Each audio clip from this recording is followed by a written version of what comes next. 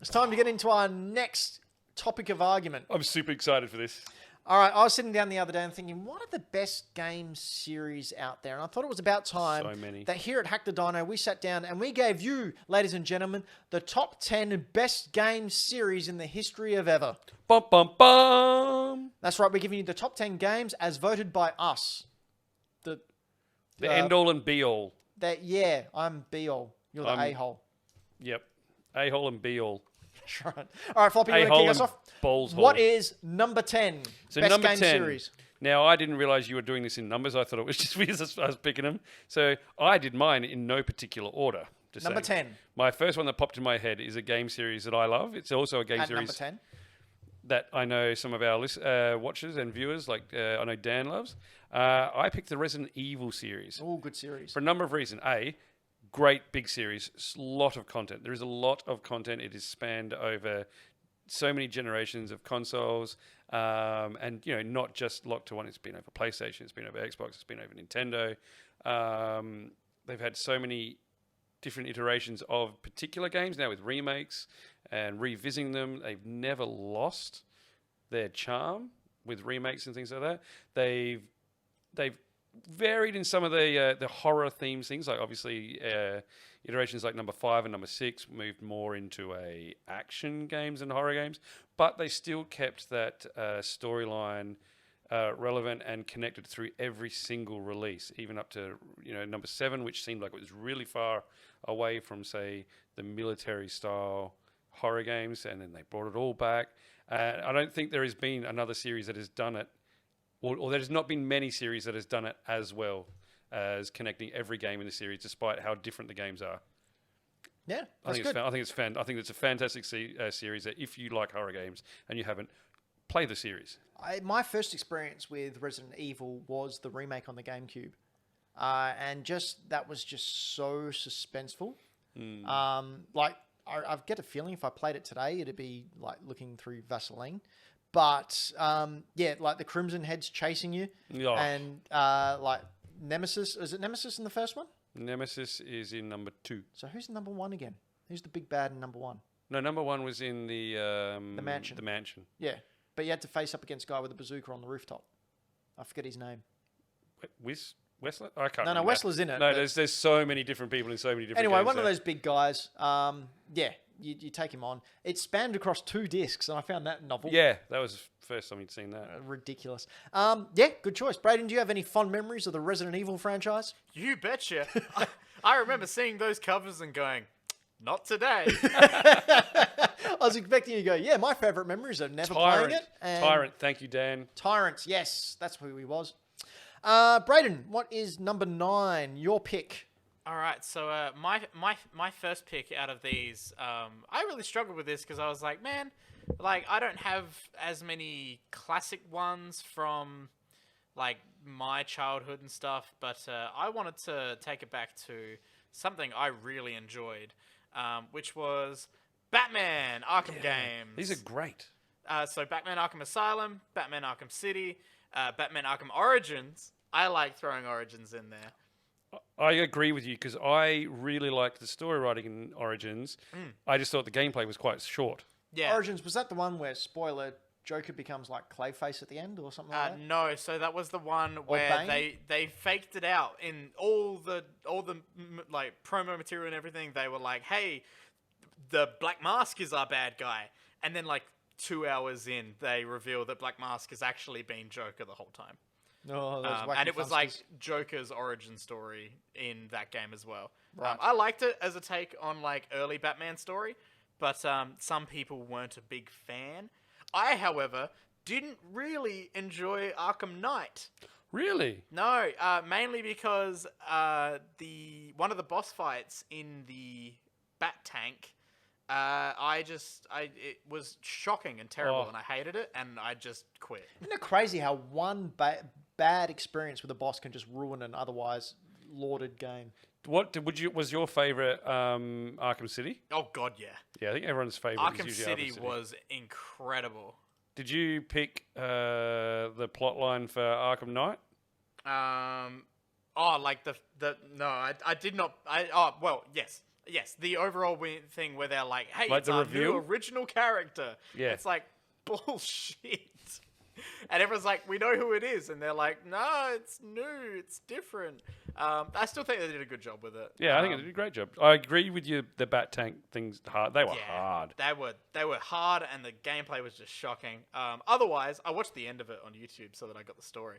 But otherwise, these games were so much fun. They're excellent. They really helped boost like combat in games like a fair bit. Like so many games. The have come free out flow combos were great with this type of combat. All the Middle Earth games and everything as well. Like Spider-Man games and everything recently as well. It's been great. You know what I'm surprised they haven't done after the success of these games and how well they work, especially with this type of combat? Why have they not made a Daredevil game? Ooh. Because they'd want to do wanky stuff like the radar sense. But they already do that with like Batman's detective vision and stuff like that. So it's been I think done it would before. be easy. I think they should do it. Honestly, the fact that instead of that we got the Square Enix's Avengers. Yeah, well, the less is said about that, the better. All right, Ben, what is your first pick at the number doesn't matter? Number 7. Oh. Number 7, the best game series ever created. Number 7 is Super Mario Brothers. Solid That's choice. right, ladies and gentlemen. Super Mario Brothers. I'm talking about Super Mario Brothers 1, 2, 3.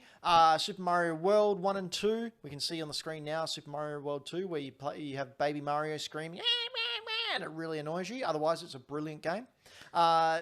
These games are extremely playable, extremely replayable. I'm talking about specifically the 2D platformers. I'm not talking about the 3D isometric type games either. But Super Mario Brothers as a whole, that's the Virtual Boy Mario I was going to say, is that the Virtual Boy one? Great series. Despite what we said earlier in the show with those really bad ones, it's almost a seal of quality that if you're getting a Mario game, it's going to be good. Yeah, I was going to say, we did name 10 earlier, but how many good ones are there? Out of those 10, though, how many were officially licensed by Nintendo? Oh. I think maybe 2. Okay. Yeah. So, yeah, you just know you're going to get a good game. Unfortunately, they do even though they're platformers, they don't become that repetitive, if that makes sense. Like, they always add a power-up to sort of change up the game playing style while still feeling distinctively Mario. I think they're similar enough in the fact that if you pick one up, you can kind of figure out how to play it really quickly, but they're different enough to keep you interested. Yeah. Does that make sense? Yeah. You always want to buy another I one. really liked Mario and Rabbids. Yeah, same. That was really good. It's like I really XCOM liked Mario. Yeah, I don't like XCOM, which is why I never picked it up. But you should try that one because it's good.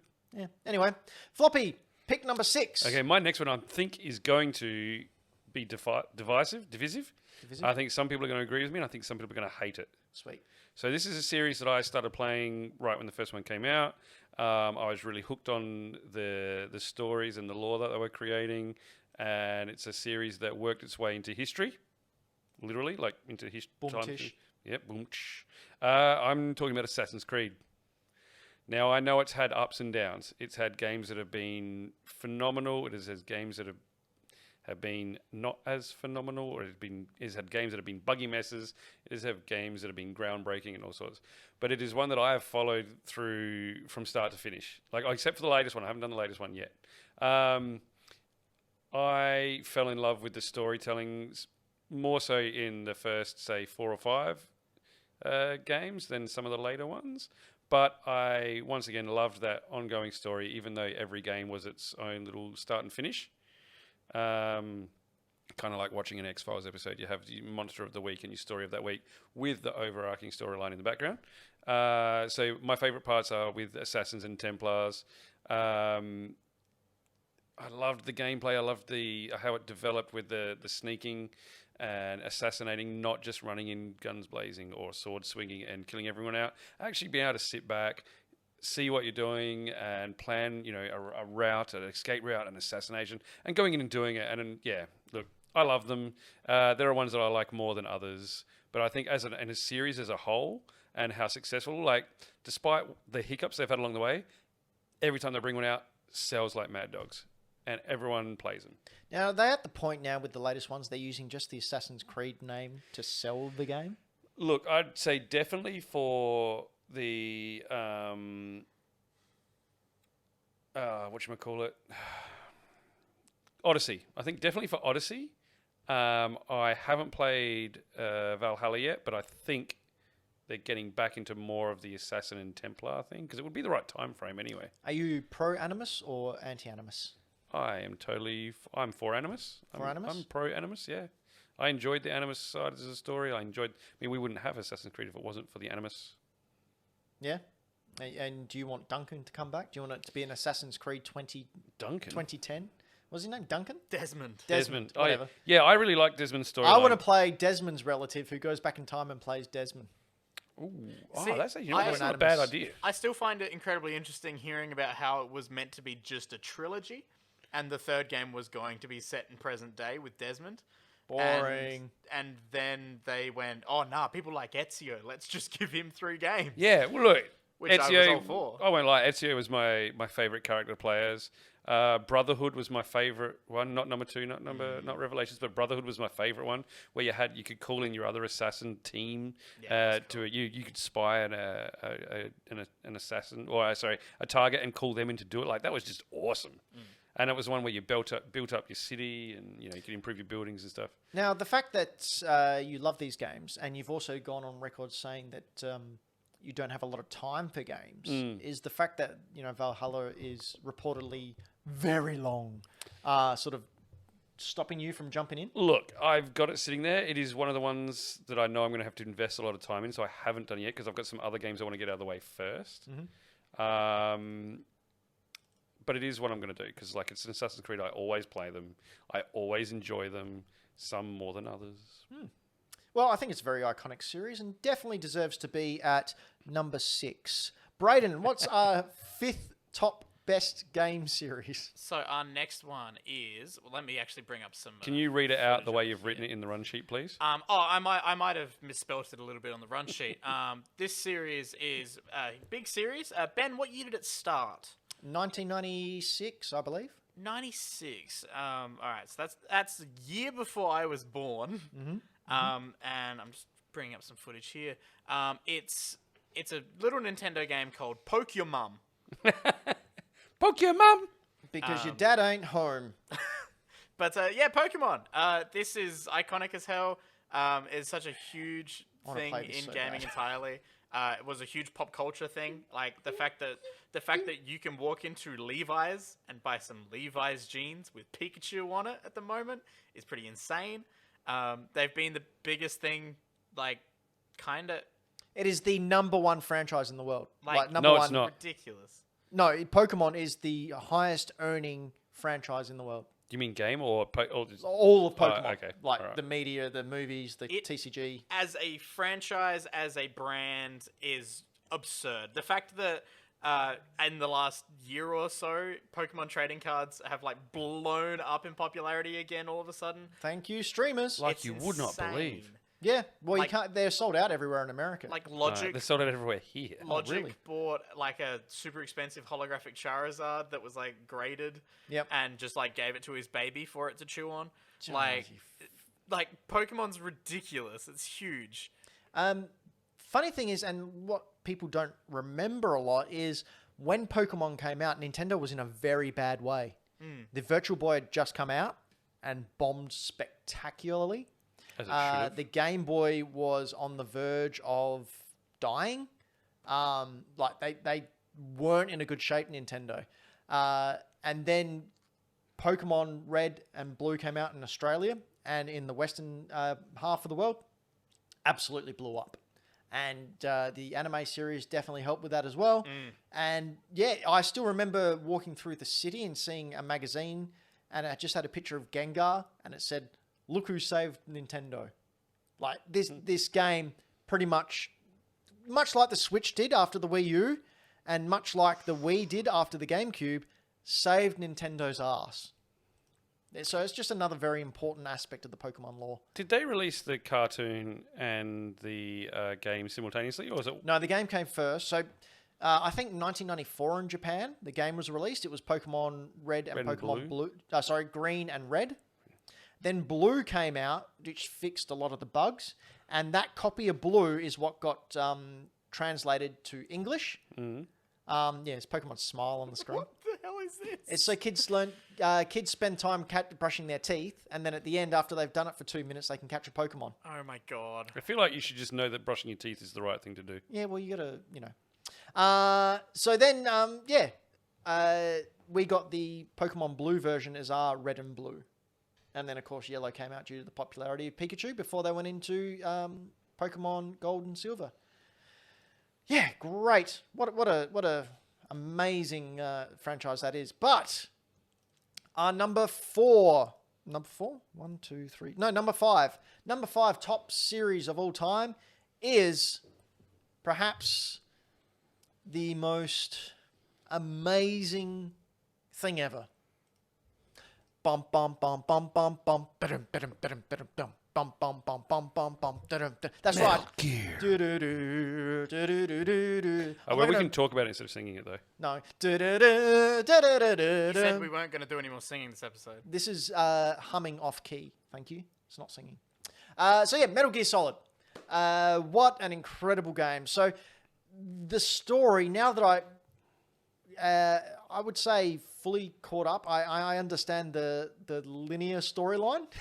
You spent about 18 hours of your human life. Yeah, I really did. Watching videos. I bought books. I bought a book that chronologically goes all the way through. I've got Project Ito, which is a recounting of Metal Gear Solid 4, which is probably the most intense storyline of all the games.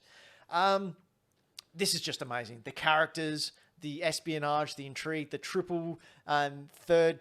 What's going on? That was when I remember that. It's when you go into the bathroom quick enough. Yeah. Like Metal Gear Solid, what a game from a man who just goes beyond all comparisons. Kojima, like he's created.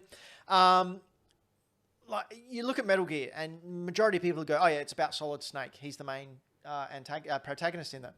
Then other people, we had this discussion, and I put to Floppy, well, actually, Big Boss, Naked Snake, is actually the protagonist and antagonist of his own story, because I think you only play as Solid Snake in like 3 or 4 games, but you play as Big Boss. It's three, isn't it?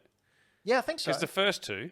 Well, not technically 2, because you play as Raiden. No. The first. Oh, sorry. 2. Yeah, so Metal Gear and Metal Gear 2, Snake's Revenge. And then Metal Gear Solid. Then Metal Gear Solid, and then a little bit in Metal Gear 3. Yeah. And then, no, Metal Gear 3 is Naked. No, so naked. Metal Gear Solid 2, you play a little bit, because you're Raiden most of the time. Metal Gear Solid 3 is Naked. Metal Gear Solid 4, you're Snake. Metal Gear Solid 5, you're Venom Snake. And then Metal Gear Survive, which you... Sorry, I'm just hemorrhaging. I don't even know what you're talking about. Yeah. Anyway, I actually put it to people that Revolver Ocelot is actually who the story is about. He's the only one that's in all of them and doesn't change who he is. Yes, he does. But Revolver Ocelot, for me, is one of the most intriguing and brilliant characters of the modern gaming age. I just love everything about him and his rich backstory, and he's so justified in acting the way he did. He's a fanboy of Big Boss. That's what it comes down to. You're pretty good. I'd like to point out in the chat that Dylan the Villain has watched our show before, knows our love of Metal Gear, and is predicting that this part of the conversation will go for 8 hours. How do I skip this cutscene? All right, Floppy. Moving on to you. Can I just say, so we're about to go into our final picks each. Mm-hmm. Can I throw in some honourable mentions that I didn't? Throw in your honourable mentions. I threw in some honourable mentions. I came up with ones that I didn't put in the list, but are all great series. So I put in things like my honourable mentions are the Wolfenstein series, spreading all the way back to PC. BJ Blazkowicz, what a cool guy. Another honourable mention is the Yakuza series. So much fun, so many games. Look, just play them. The BioShock series, which is just phenomenal, as is Borderlands, especially for a game that was like so perfect for split screen co-op in all of them. The Infamous series, and Final Fantasy. I don't think none of these has to have Final Fantasy in there, even if I didn't pick it as my top game. Right, so what's the 4th best game series of all time, Floppy? Okay, so 4th best. Fuck yeah, 4th best. Fuck yeah. So my last pick for my favourite game series, above Resident Evil, above Metal Gear Solid, above Pokemon. I Floppy? didn't know this was fucking numbered. I'm glad it's numbered. I picked the Lego series. You know those games where you can't die? one reason why I picked the Lego series. Now, I freaking love the Lego games. Braden, I know Braden's with me on this one. I'm with Floppy on this one. I get bored by them. Oh, I love them so much. You would. Every single one of them, I think, is done perfectly. They never have to change it much. They don't need to. You know, they just reskin each game. Here you go. Yeah, essentially, man. Like the very first one I played was the original Batman Lego, and it was just like it was a 2D. Yeah, it was platform. not nearly as extensive as what they are now. No, but I loved it. It was fantastic. That was an original story as well. Then they started doing the like the ones like the Indiana Jones one we can see here, where they started playing through the movies, and you'd get the Indiana Jones one and would play through all the movies. Lego Star Wars trilogy. Yeah, the prequel trilogy, the original trilogy, play through all of them, and then they brought in ones like. What else we got? We got the Star Wars, we got Indiana Jones, we've got the Marvel superheroes, we had Avengers ones, there was Lego City Harry Undercover. Potter, there was Harry Potter, there was Lord of the Rings. Every single one of them comes out. They're all bangers. They never really skip a beat. The Incredibles was fantastic. Lego City Undercover. Dylan the Villain, Lego City Undercover is his favorite. Every time they bring out a Lego game, it's finished, it's well made, it's just, they're good. They're good, solid games. They can't go wrong. Love them. I play all of them. I'm 100% here. I'm here for it. Thank you. Oh, Ninjago. I haven't done that one. Is that Aunt May? No, it was Stanley. Was it? Yeah. Oh, okay. That's cool. I didn't know you could do that. Yeah. So there you go. That was our 4th top game series of all time. Braden, what's number 3?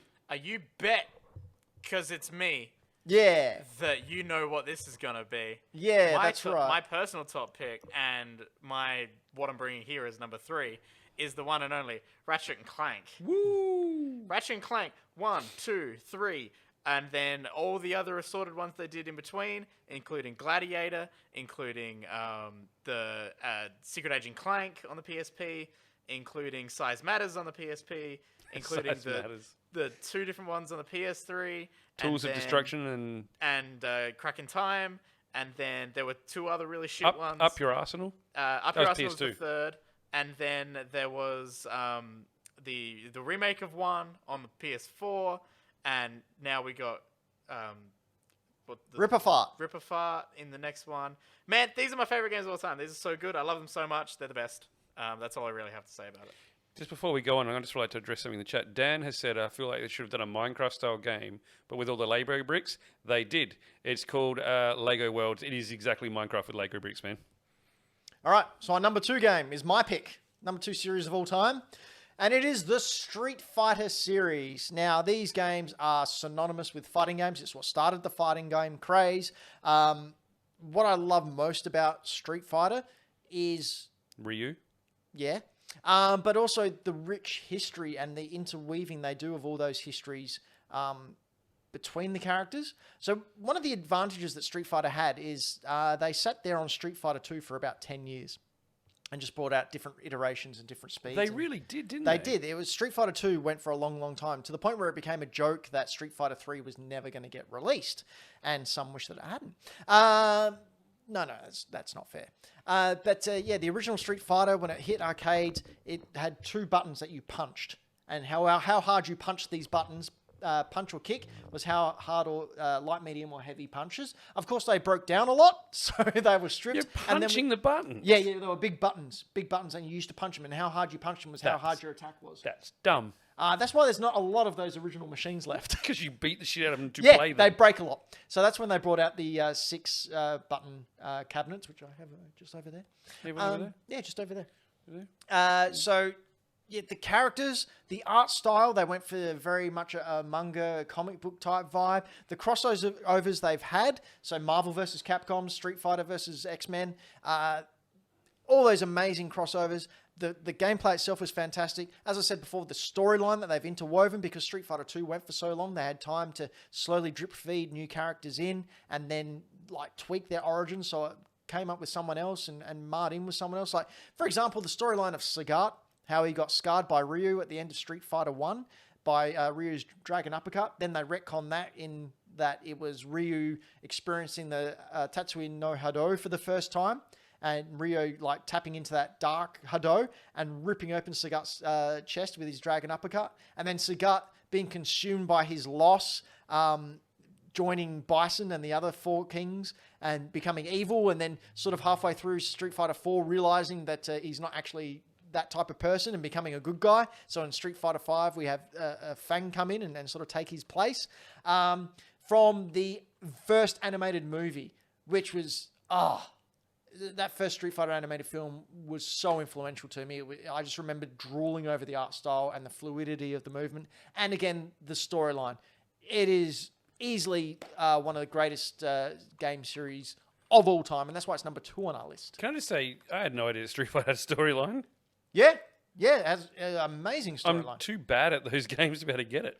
And then, of course, we've got what Braden's very rudely brought up on TV, which is the Street Fighter movie that was filmed in Queensland. Bloody loved it. It was in Queensland. Yeah. I knew it was good for a reason. Filmed in Queensland, also known for being the Worst video film.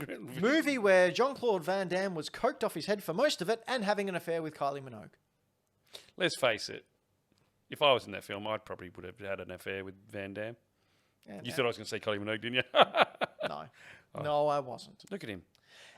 Anyway, Beautiful time for our number bastard. 1. So a lot of people are wondering, we've listed a lot of really, really good game series here and Lego. So what is our number 1 game series? Our number 1. Our number 1 as a collective, as Hack the DIno. This is basically no surprise to anyone. Oh. This series is... it goes beyond the human scope, really. It's sort of the most influential works on the history of games and just media as a whole. Any kind of sort of thing that you digest, whether it be sight, sound, anything with your senses, this series is central there. And when we all need to thank this series. The series I'm talking about is Hideo Kojima. That's right. Hideo Kojima is number 1 on our list as the best series of all time. There he is up against Greg Miller. And what happens when he goes up against Greg Miller? Well, he wins because he's Hideo Kojima. That's right, ladies and gentlemen. From now on, officially, whenever we do one of these lists, the number 1 man, the number 1 pick, the number 1 greatest human in the history of all the planet is Hideo Kojima. Thank you very much.